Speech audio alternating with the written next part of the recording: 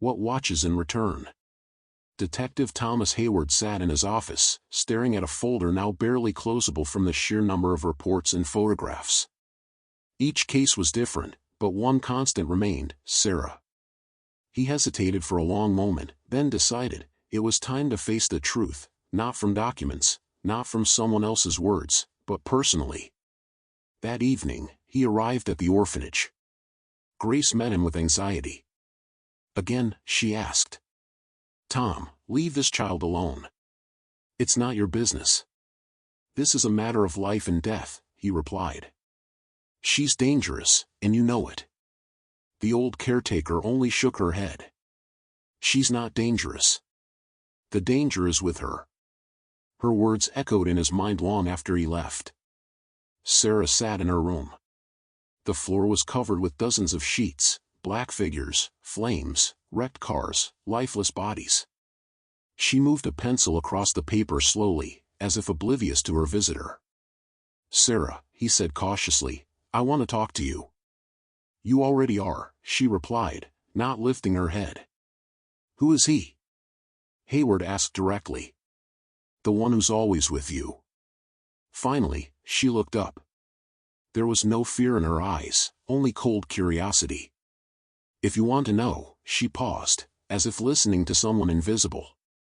"He says you're watching too closely." "Who is he?" Hayward demanded sharply.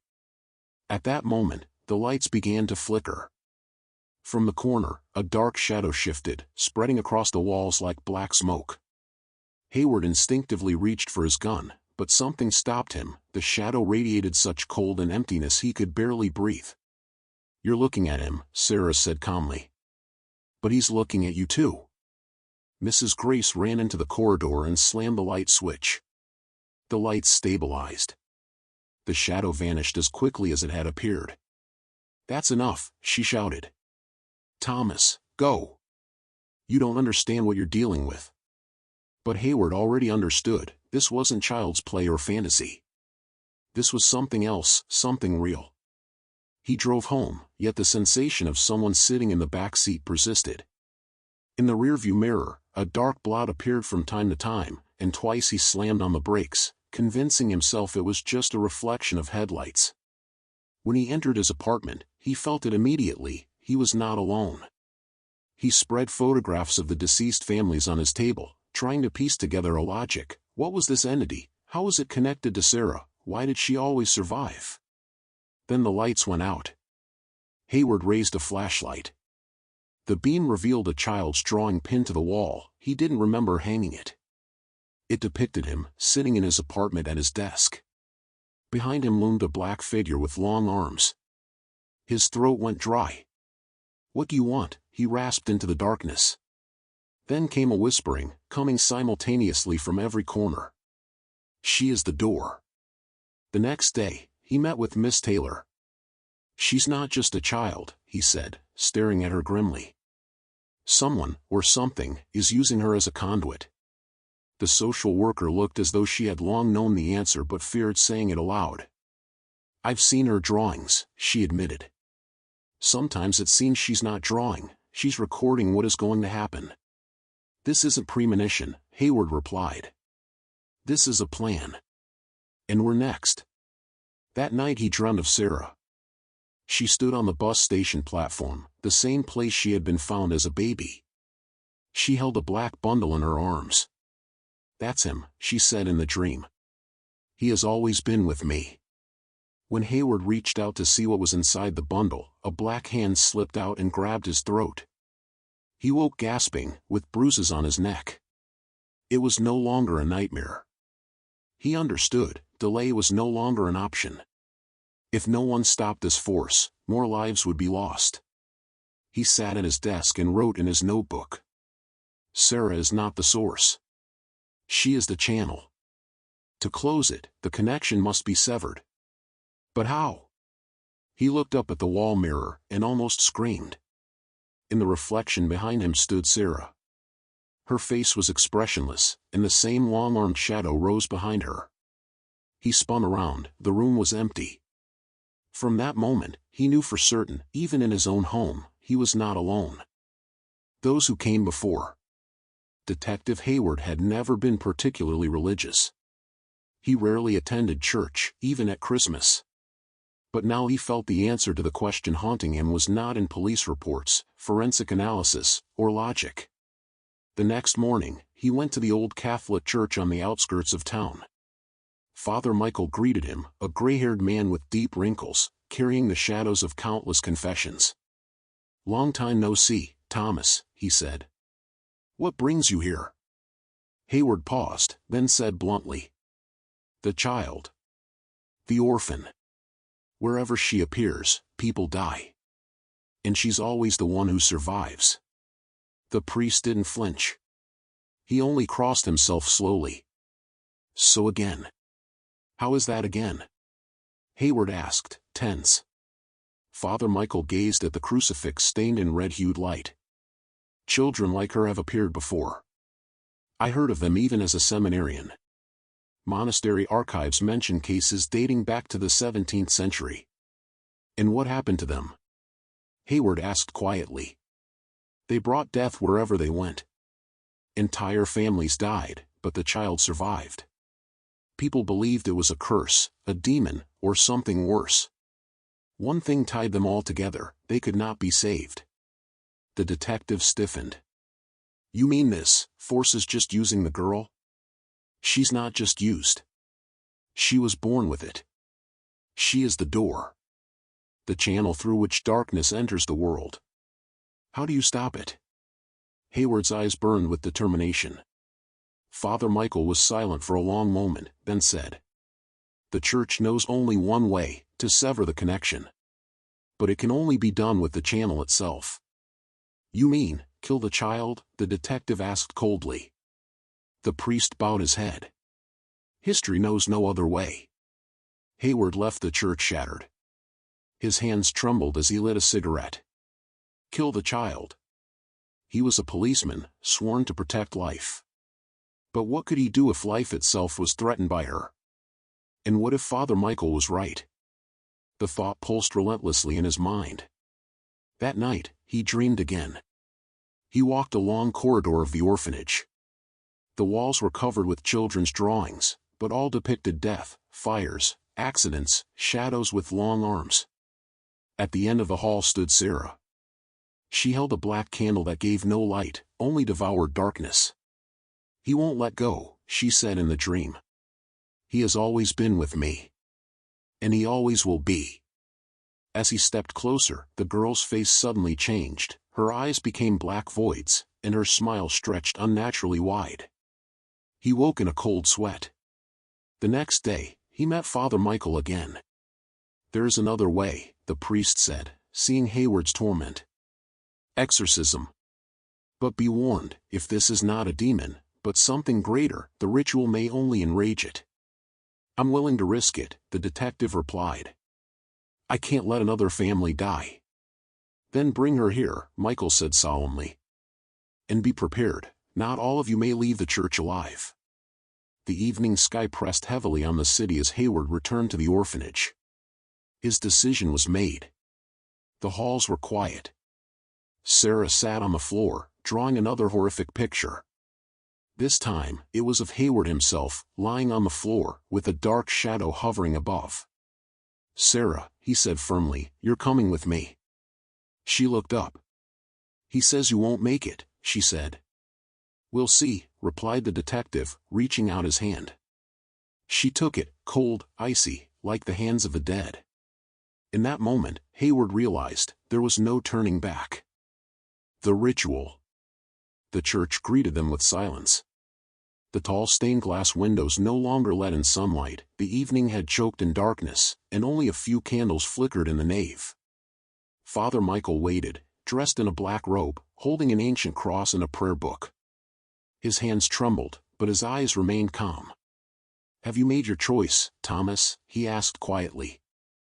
"I will do whatever it takes to end this," the detective replied, leading Sara inside. The girl walked silently, without resistance. Her gaze was frozen, as if she knew what was coming next. The ritual began exactly at midnight. Sara was seated on a chair in the center of the church, Her hands and feet were tied with ropes soaked in holy water. She did not resist, only smiling faintly. "He's here," she said. "He's waiting." Father Michael opened the book and began reading Latin prayers. His voice sounded confident at first, but within minutes it trembled, the air grew thick, hard to breathe. Candles began to go out, one by one, though there was no draft. Shadows seemed to move within the stained glass windows. Sara lifted her head, her eyes became black voids. From her throat erupted a low, inhuman voice. "You do not understand whom you have summoned." Michael held the cross before him. "In the name of the Father, and of the Son, and of the Holy Spirit." But his words struck an invisible wall. The church walls cracked as if the building itself protested the presence of this force. Suddenly, Sara jerked forward, the rope snapping. Her small body contorted unnaturally, bones cracked, yet she continued to smile. "She is mine," a voice boomed, deep enough to make the floor tremble. The detective drew his gun, but Michael shouted. "Weapons are powerless here." Thomas felt the priest was right, but his hands would not obey, instinct demanded he fight. He looked at Sara, and saw her face vanish. In its place was a black mask with two blazing voids instead of eyes. Cold fire burned from within him. "Hayward," whispered Father Michael, "if we do not stop him now, he will break free completely." The priest placed the cross on Sara's forehead and raised his voice, reciting prayers louder. From her mouth erupted a scream, not a child's, but hundreds of voices screaming simultaneously. The floor cracked, releasing thick smoke. Faces appeared in the stained glass, twisted, tortured, writhing in pain. Hayward rushed to help hold her, but was thrown back by a force erupting from her small body. He struck a column, darkness enveloped him for a moment. When his vision returned, Michael knelt, holding the cross. Before him stretched a shadow as tall as the church itself. "You will not save her," the shadow intoned with all the voices of the world. "She is the door. She is me." Michael tried to complete the prayer, but the shadow extended a hand, touching his chest. The priest choked, collapsed, and did not rise again. Sara tore the ropes and stood. Her body no longer belonged to her alone, it looked like an empty vessel, controlled by another being. She stepped forward. "Thomas," her voice rang out, now dual, childish and otherworldly. "You have seen the truth. Stay with me, and live." The detective rose, blood pounding in his temples. He wanted to flee, but his legs refused. He understood, the choice had come. Either submit to the darkness, or die trying to resist it. He gripped his gun. "Sara," he rasped, "if you're still in there, fight." For a moment, a spark flickered in the black eyes. Her body shuddered, and she cried out in her true voice. "Kill me." Those words tore his heart. But he knew there was no other choice. He raised the weapon and aimed at her small heart. His finger touched the trigger. Darkness howled around, stained glass shattered, the church trembled with the screams of hundreds of voices. "You will lose everything," whispered the shadow. And then, the shot cut through the night. The world fell silent. Absolute silence. Smoke slowly cleared. Sara lay motionless on the floor. Her eyes were closed, her face looked peaceful, for the first time. The shadow was gone. But Thomas knew, this was not the end. The last thing he heard before collapsing to his knees was a quiet, childish whisper. "I will return." The beginning of the end. Detective Thomas Hayward sat on the cold church floor. Smoke still lingered, the echo of the gunshot reverberated. He could barely breathe from tension, fear, and what had just happened. Sara lay before him, motionless. Her small body finally seemed just a child's. Eyes closed, breathing gentle. Thomas checked her pulse, weak, but alive. He exhaled. "Is this the end?" he asked quietly. Father Michael did not answer. He sat aside, tired, holding the still smoking cross. "Not quite," he said finally. "You saw her. But you do not yet understand the main thing." "What main thing?" Thomas shuddered. That she is not just a child. She is a channel. And even if we stopped her today, the light inside can return. It cannot be destroyed, only temporarily delayed. Thomas shivered. He remembered all the families who had died. He understood, Sara was not guilty. She was only the conduit. But who controls the conduit? And how many lives will it claim if she is left unguarded? They laid Sara on a stretcher, wrapped her in a blanket, and carried her from the church. The night air cut his face, and Thomas felt barely able to stand. "Where are we taking her?" he asked Father Michael. "The orphanage," the priest shrugged. "She is safe there, as much as possible. But remember, any new life she touches may die. This is not a curse, it is a law." Thomas remained silent. One thought consumed him: if tomorrow someone new wants to adopt her, someone innocent, who knows what will happen? At the orphanage, all was quiet. The other children watched Sara from afar. She sat in her room, drawing on a blank sheet. At first glance, it looked harmless, simple lines, outlines of the house, trees. But upon closer look, a shadow appeared behind her, long, narrow, mirroring her movements. Thomas stood in the doorway, feeling dread. "She does not know what it does," he whispered. "She is herself the victim." Miss Taylor approached him. "She will never be just a child, Thomas. And even if we stopped her today, this is not the end." "What do we do?" he asked, despair weighing him down. "Watch. Always. And pray," she replied. The next morning, Thomas entered Sara's room. She sat on the floor, staring into emptiness. His heart ached. He leaned down. "Sara." The girl raised her eyes. For a moment, he saw the living, childlike gaze. But deep within, something lingered, a black shadow, barely noticeable, always near. "You saved us all," he said softly. "But you are still in danger." Sara smiled, calm, yet cold. "He's waiting," she whispered. Thomas understood, this battle had only just begun. Outside, dawn slowly unfurled the night. Thomas remained by the girl's room, watching her quiet movements. He felt that even now, after everything, this was only a temporary victory. He took out his phone and wrote a note for himself. "Watch. Do not let go. And prepare for the return. Sara is the door. Darkness never sleeps." At that moment, he heard a faint whisper. "I will return." And Thomas knew, these were not just words. It was a promise. The orphanage remained quiet.